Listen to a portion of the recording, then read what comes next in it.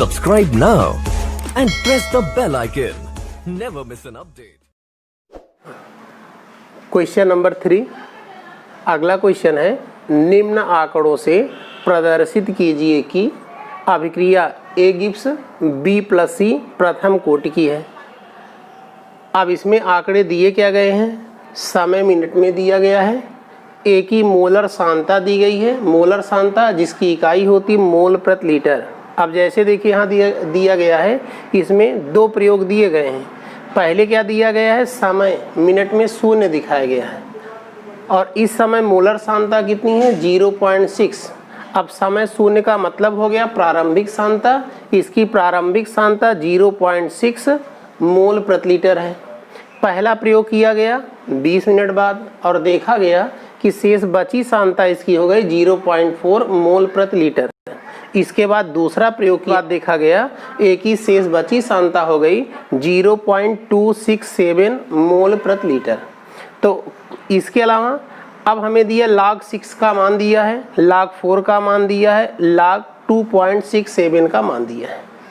तो अब कहने का अर्थ है यहाँ पर कि हमें क्वेश्चन दिया गया है, कुछ हमें आंकड़े दिए गए हैं, अभिक्रिया के बारे में बताया गया है और इन आंकड़ों से हमें सत्यापित करना है कि यह जो आंकड़े दिए गए हैं यह सब आंकड़े प्रथम कोटि की अभिक्रिया की पुष्टि करते हैं।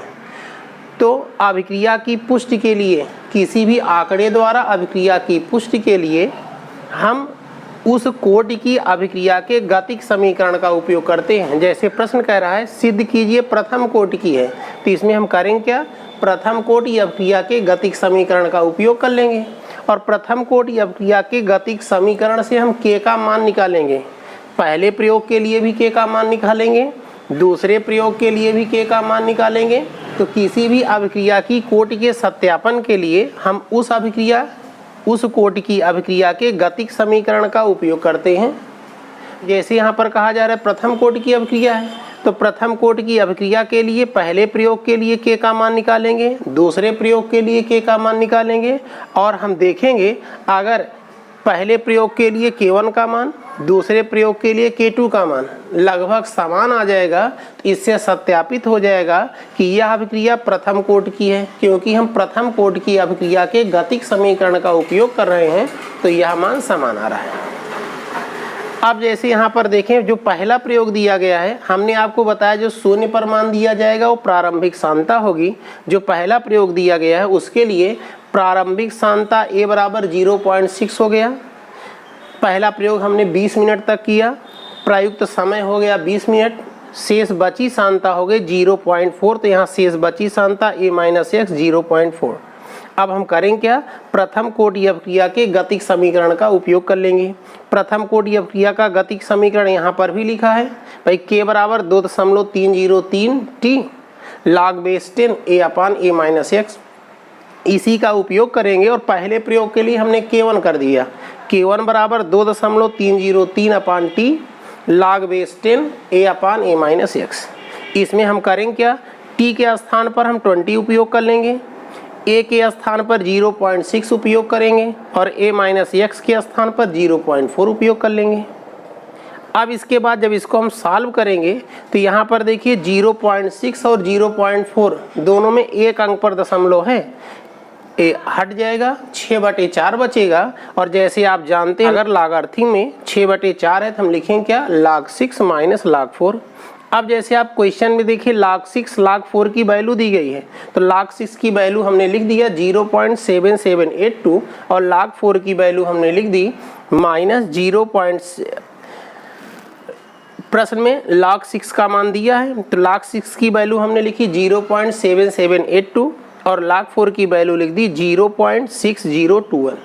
इसको हमने घटा दिया तो आया कितना, 0.1761।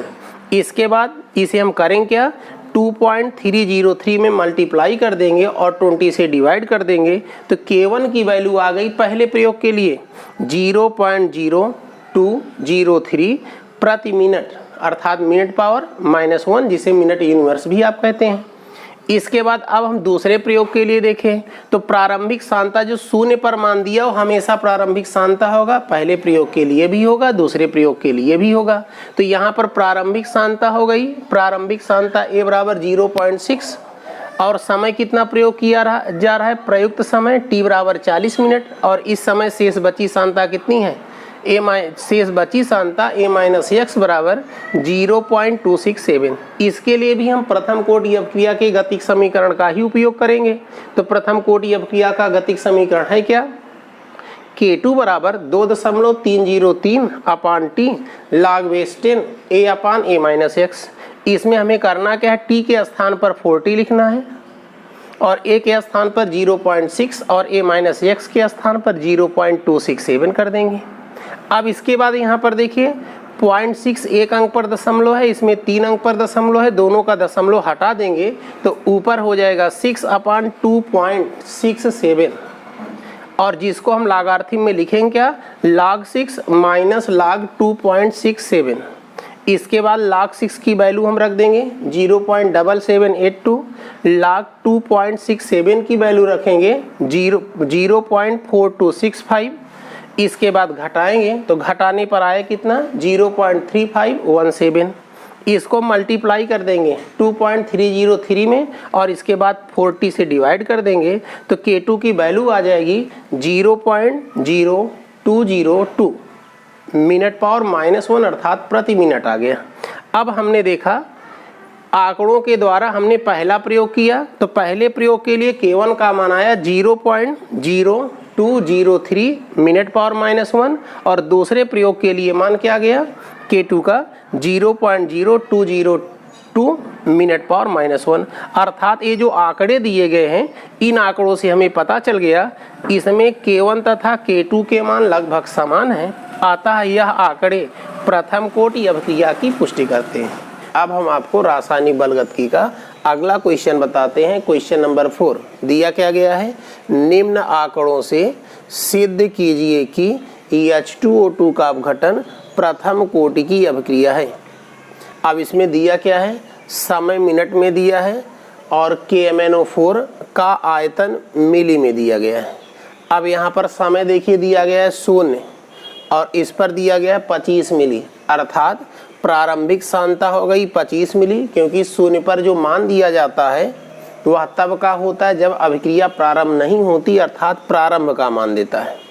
इसके बाद 10 मिनट बाद 16 मिली हो गया, 20 मिनट बाद 10.5 मिली हो गया और 30 मिनट बाद 7.09 मिली हो गया।